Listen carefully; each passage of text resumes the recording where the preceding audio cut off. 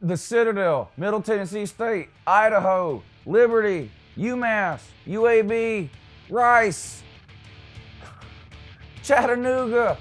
Yeah, those are some of the teams taking on SEC teams this week in, what is this, week 12, I guess, of the college football season. I hate this week of college football. This is the week that SEC haters always point to whine and cry about how the scheduling is not fair in the SEC, Lou. They're playing these cupcakes at the end of the season, Lou. Listen, the SEC, not only better than you, smarter than you, too. Yeah, perfect timing to play these cupcake games heading into what's a rivalry week for a lot of the SEC teams and the end of the season. Good chance to rest up some banged up players here. So, again, I agree. These are boring games, and as purely as a college football fan, I hate these games.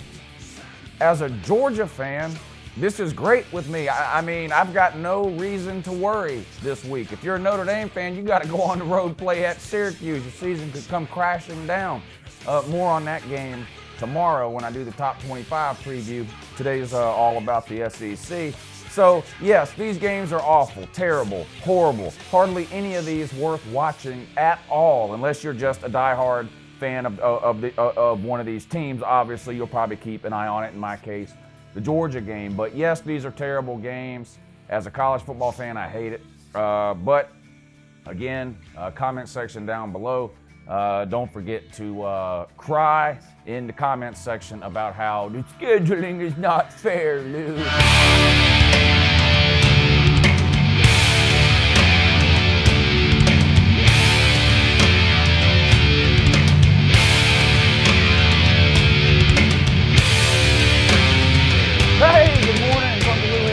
That's right, it's me, Uncle Lou, and I'm live for you on LouTube today. And thanks for watching. I really appreciate it also. And too, we do this video every Tuesday during the college football season. This is a preview of all of this week's SEC games. I'm going to talk about every SEC game, preview it for you, and give you a prediction against the spread. As usual, this preview and prediction video is sponsored by the good people over at betnow.eu.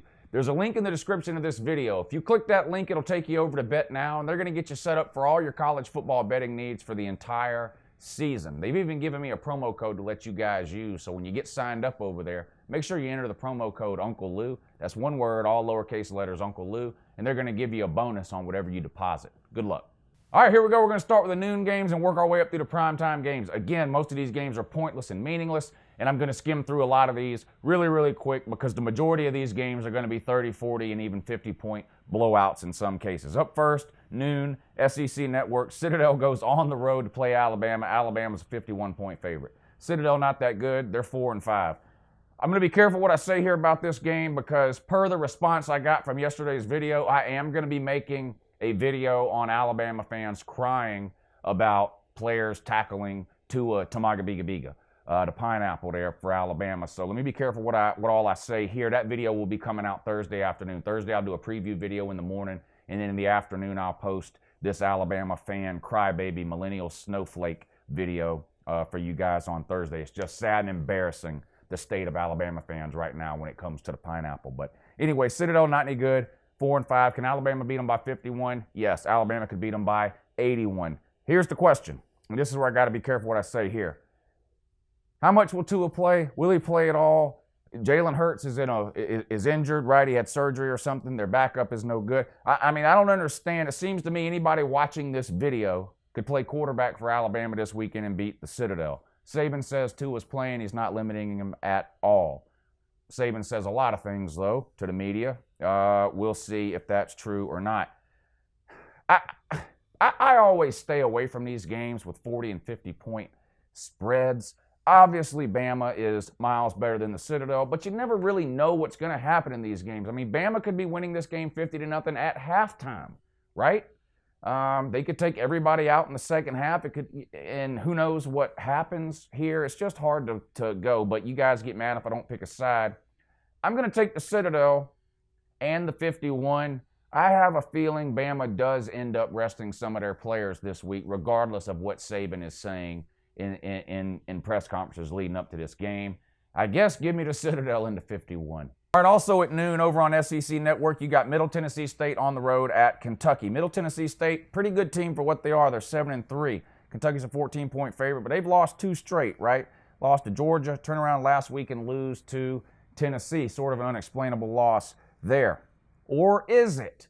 No, it's not. If you've been listening to Uncle Lou this year, there's a couple of things I've been harping on about Kentucky all season. Number one, their defense is really, really good. No one questions that. Number two, they're a one-man band on offense. It's Benny Snell and nothing else. Number three, Terry Wilson is a turnover machine and is not capable of throwing the ball consistently. Those 3 things have proven out to be true. The other thing I've been harping on with Kentucky, you're riding Benny Snell into the ground. Remember the Benny Snell for Heisman campaign? What happened to that week 3 or 4? That thing was chugging along, right? Didn't they put up a billboard in Times Square? Pretty sure they did, the whole Snell yeah thing. How's that been working out lately for Kentucky? Well, it's been working out exactly like Uncle Lou told you it would. I told you Kentucky was going to wear Benny Snell out with these 25 and 30 carries a game, just like Gus Malzahn does every time he gets a good running back at the barn. See Kerryon Johnson and Cam Petaway as exhibits A and 4. Now on to Benny Snell here. Let's take a look at Benny Snell here.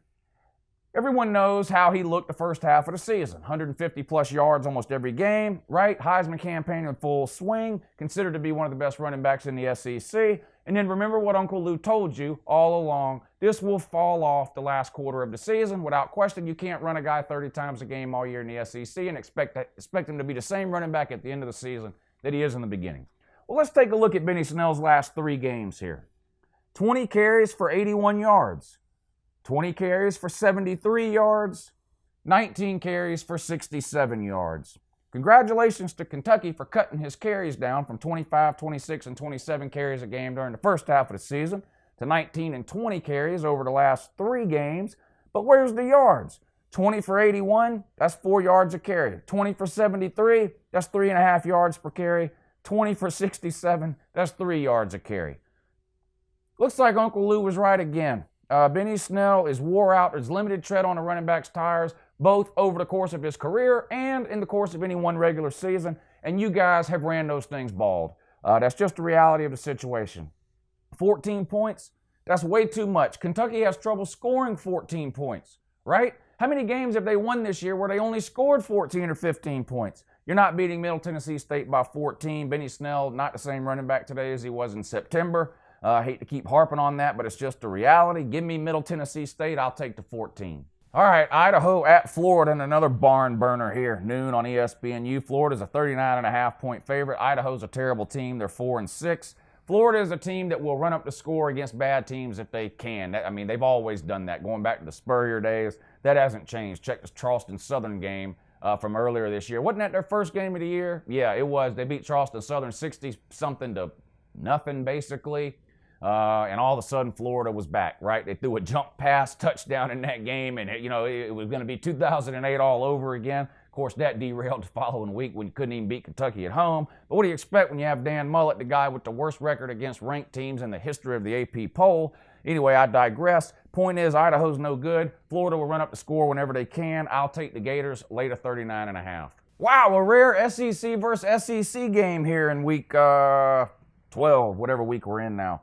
Arkansas at Mississippi State, noon on ESPN. So at least you got your one decent game you can watch at noon. Mississippi State's a 20.5-point favorite here. Arkansas, worst team in the SEC. Mississippi State, disappointing overall season, I think, especially the losses to Kentucky and Florida. Those are 2 games you look at and think that Mississippi State probably should have won those games. Just under 3 touchdowns here at home against Arkansas. Mississippi State's got a really good defense. Held Alabama somewhat in check last week. Will they be beat up a little bit from playing Alabama last week? Probably so. Arkansas, though, not a power team. More of a finesse team with that Chad Morris spread them around offense. I like the home team here. Plenty of cowbell, I think. Give me Mississippi State. Lay the 20.5.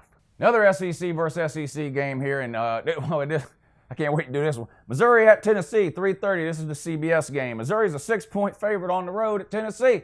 Man, Tennessee fans all in the Uncle Lou comment section. I mentioned it in yesterday's video. Tennessee fans everywhere in the Uncle Lou comment section. Lou picked Kentucky to beat Tennessee, and Tennessee won. Losing idiot. He never watches football. He doesn't know what he's talking about. He just hates Tennessee. He's an idiot. Hey, congrats, Tennessee. You're 2-13 in your last 15 SEC games. So you know what that means? That means Uncle Lou is 13-2 in picking against Tennessee in the last 15 SEC games. I'm 13-2. Tennessee fan is 2-13. They think Tennessee's winning every game they play. They're going 15-0 every single year.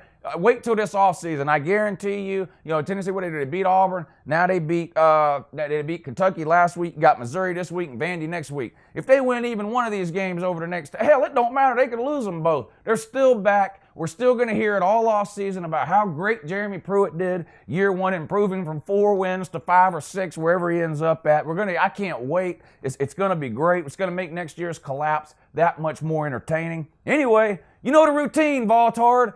Give me Missouri, lay to 6. All right, back to the nothing games here. Liberty on the road at Auburn, 4 o'clock SEC Network. Auburn coming off a complete beatdown from my Georgia Bulldogs this past week. Shout out to Mike S. on Facebook. He posted something, and I did not know this, although it doesn't surprise me. Gus Malzahn is winless in Athens in his career. Obviously, they haven't won there since 2005. But he's never scored a touchdown in Athens in the second, third, or fourth quarter of any game he's ever played there. Scored a couple of first quarter touchdowns. Offense has completely disappeared. Auburn's just, it just is what it is. Auburn's a pretty good team. Georgia just owns them in every conceivable way. Liberty 4-5 this year. Auburn's a 28.5-point favorite in this one. Stid Baloney will get things turned around against Liberty. Let's face it, Liberty, they're no Georgia Bulldogs. Nah, Auburn will have its way in this game. I think Auburn covers the 28.5. All right, the Georgia game. UMass on the road at Georgia. Georgia a 44-point favorite, 4 o'clock on the SEC Network. Give me UMass. I think Georgia will rest a lot of its players this week. Now, they'll play first half, most of the first half. I think Justin Fields will see a lot of action this week, may even see the third quarterback up in a lot of the second half in this one. 44 points is a lot. Georgia's not like Florida. We'll get up 35, 40 points in this game, and we'll slow the game down. We'll run the ball up the middle 45 times in a row in the second half, grind this thing to a halt. Georgia will win this game somewhere in the neighborhood of 45-10, which is 35 points, spread of 44. Now, Georgia could easily win this game by 50 or 60, and I could be wrong. Like I said, I don't really bet these type of games, but I like to give you guys a prediction one way or the other, else you get mad at me in the comments section. So, give me UMass. What are the Minutemen? Give me the Minutemen and take the 44. Now, this one might be interesting, even though it's not SEC versus SEC. UAB on the road at Texas A&M. Texas A&M is a 16-point favorite. 7 o'clock, ESPN2. UAB 9-1, though. 9-1, so a pretty good team. On the road, close wins to Tulane and Southern Miss, though. It seems like they're trying to get you to take UAB here. And that's usually a trick that I've fallen for on several occasions this year. Not today, Satan. Give me Texas A&M late of 16, though. All right, Rice at LSU. Rice, one of the worst teams in America. They're 1-10. Got to go on the road to Death Valley. LSU's a 44-point favorite. This one comes on 7:30 on ESPNU. This one's tricky because Rice really is that bad. The problem is LSU's only scored over 44 points once this year. So even if they shut Rice out, they're going to have to find a way to score more points than they've scored all season. They scored over 44 once, and in that game they scored 45, right? That was against Ole Miss in sort of a up and down the field type of game. Ole Miss, terrible defense, right? Rice too. But I'm going to take Rice on the road here at LSU. I just don't think LSU's offense can score 50, and I feel like that's what it's going to take to cover this 44. LSU will win this game easily. I'm not knocking LSU, but again, these games with these huge point spreads, it really could go either way. You don't know what these coaches are going to do in the second half in terms of playing time for backups and walk-ons and all that. But given the amount of points LSU has scored over the course of the year, 44 just seems a little bit too high. I'll take Rice and the 44 points. All right, one more SEC versus SEC. Ole Miss on the road at Vandy, 7:30 on SEC Network. Vandy's a 2.5-point favorite in this one. Ole Miss 5-5, Vandy 4-6. Vandy trying to win his last 2 games, become bowl eligible, right? Got Ole Miss this week, Tennessee next week, big rivalry game. Vandy a 2.5-point favorite. I don't see it. Vanderbilt has played a lot of close games this year. The problem is they've been on the losing end of almost every single one of those close games. Notre Dame, Kentucky, a couple of others. Ole Miss has a really good offense and a non-existent defense. Ole Miss is going to throw the ball all over the field here. I'm going to take the road underdog. I have a bad feeling this one could get ugly for Vandy.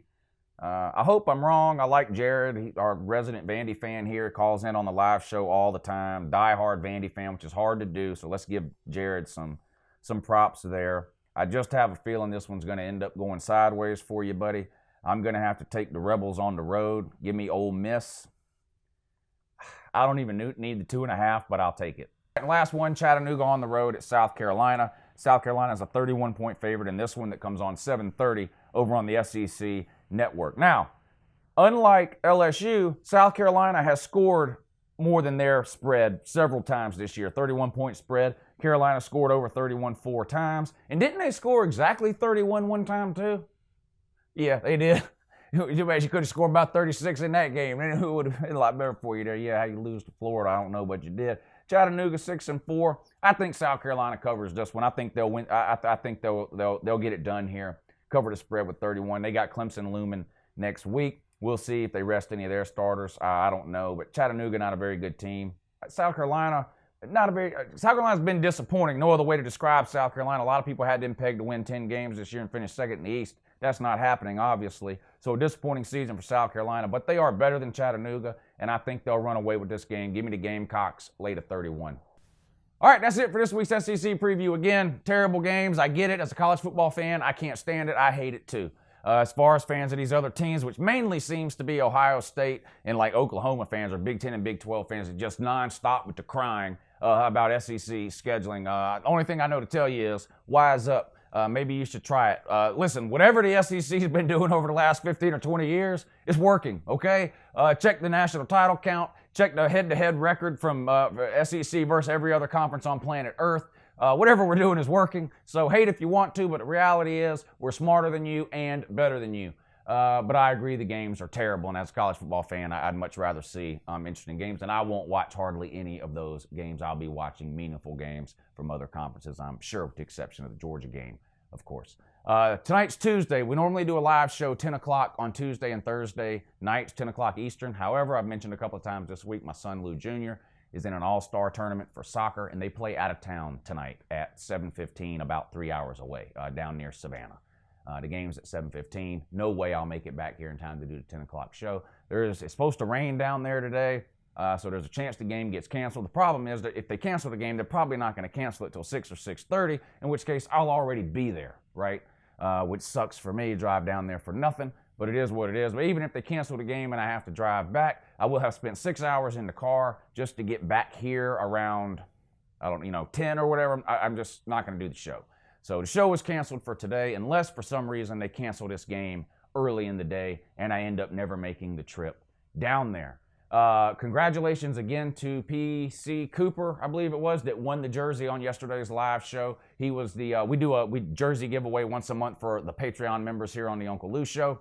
And PC Cooper, you won the jersey, sir. So congratulations. I will email you to get your details on that. But anyway, that's going to do it for today's video. I appreciate you guys watching. Tomorrow's Wednesday, so I'll have this same video tomorrow, but all top 25 teams, right? Minus the SEC, of course, which I just did. So all the top 25 games playing this weekend, I will preview for you guys tomorrow. And we do have a live show at 3 p.m. Eastern tomorrow afternoon, a call-in show. Anyway, I appreciate you guys watching. Don't forget to subscribe if you're not already. I post college football videos almost every single day of the year, and a lot of times they're even watchable. Give this video a thumbs up. It really helps me out. It doesn't cost you anything. It takes hardly any time at all. Thumbs up this video, share it with your friends, and I'll see you guys next time. Have a good morning.